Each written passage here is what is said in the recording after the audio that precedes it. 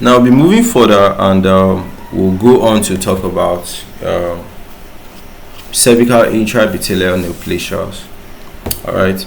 So cervical intraepithelial neoplasias, we'll talk about the clinical manifestations and investigations. Okay, clinical manifestations and investigations. So for this, the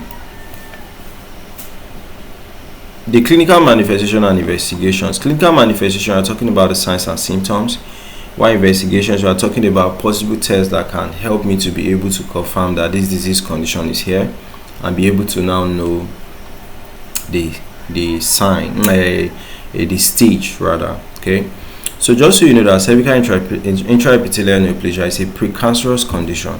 So it's a condition that is before cancer. If you leave it, it will become cancer. Okay, so it's graded into 3 types. We have the type 1, type 2, type 3, based on the extent of cellular abnormality. Okay, so clinical manifestations. There is irregular vaginal bleeding, postcoital spottings. All right, so bleeding after intercourse. Okay, so usually unusual vaginal discharge, then pelvic discomfort. All of this is the clinical manifestation. So that's like the signs and symptoms. Okay, so for investigations, that's different tests I actually want to do to confirm that this disease condition exists. Pap smears is a first line screening test. The human papillomavirus DNA testings to identify high risk human papillomavirus strains.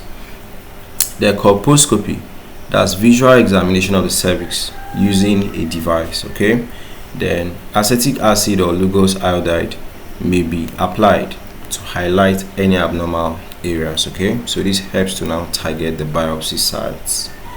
Okay, so cervical biopsy, this one is I'll just take out some tissues and send it to the lab, because I want to differentiate or know the stage of the cervical intraepithelial neoplasia.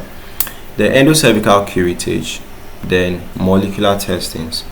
You are just trying to see if any of these molecules are positive, okay, to access any of the biomarkers. So that's it for the various signs and symptoms and the investigations you might do for cervical intraepithelial neoplasia.